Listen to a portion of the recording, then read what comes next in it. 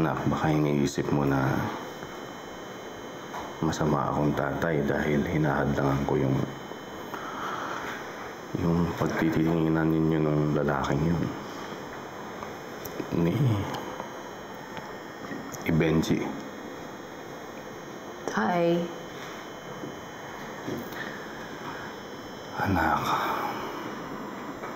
alam mo, kahit mula pa noon, kapakanan mo lang naman ang iniisip ko eh. Pero tayo, humingi naman na po ng tawad si Benji eh.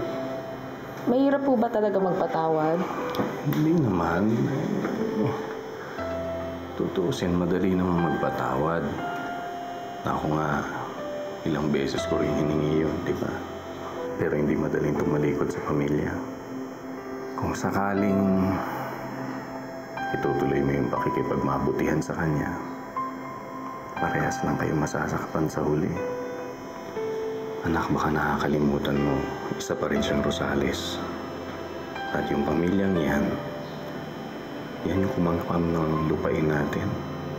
Sila rin yung pamilyang nanggulo sa nananahimik nating buhay sa Pelangi. Pero iba naman po si Benji eh.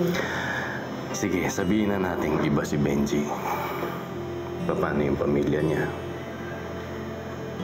Kung sakasakali magkatuluyan kayong dalawa, nasisiguro ko sa'yo, lalait-laitin ka ng pamilya niya, alipustahin.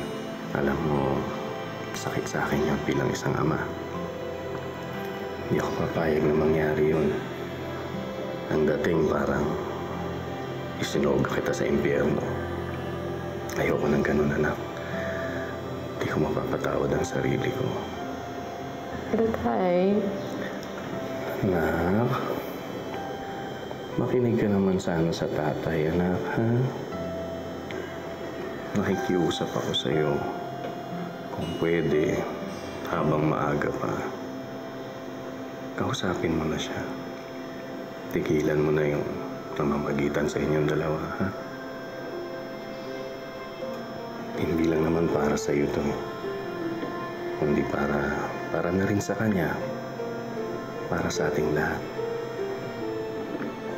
Please.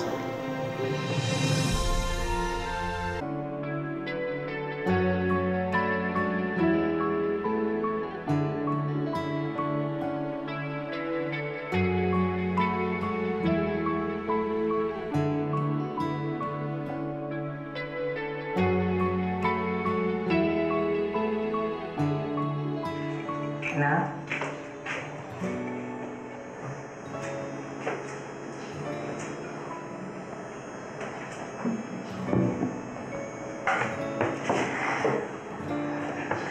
Nagkausap na ba kayo ng tatay mo? Po. Ano na desisyon mo? Ay, tingin ko po tama po si tatay. Paano nga ba kami magiging ni Benji kung ang dami pong hadlang? Pareho lang po kami mahihirapan na eh.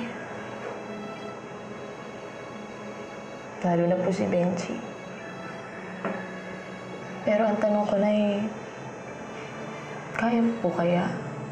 Kasi mahal ko po si Benji.